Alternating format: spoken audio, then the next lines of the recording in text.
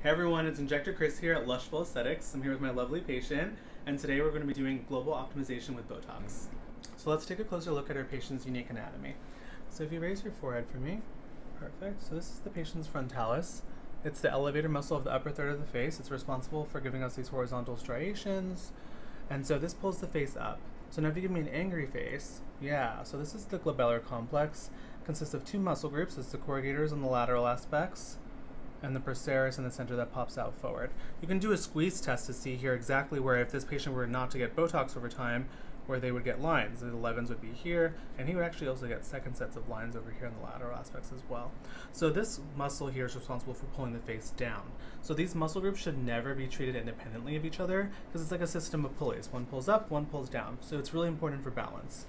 I'm going to be prophylactically treating the patient's nasalis here, because this muscle will start to recruit movement once the glabellar here has been treated. So you want to make sure you modulate this muscle even in advance of it moving, because if you knock out the glabellar's movement here, patients will start scrunching up their nose and they'll get little bunny lines and their nose will start to look wider over time.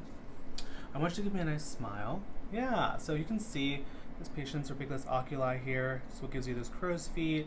And so one thing to pay attention to is that people always talk about Botox brow lifts, right? And how everyone wants one or whatever it is, but not everyone can really get one. It's really dependent on your actual starting anatomy. In order for you to get a lift with your brow, you must be pulling your brow down when you smile. You see how when he animates, his brow goes down. And so by relaxing this muscle, he won't be able to pull it down. So when he smiles, it'll stay up. That's going to give him about like a millimeter of a lift. But if you smile and your brow does not go down, you can't get a Botox brow lift. You can still get a beautiful result, but there will be no lift, because the lift is basically the opposite of the depression that you usually get without the toxin.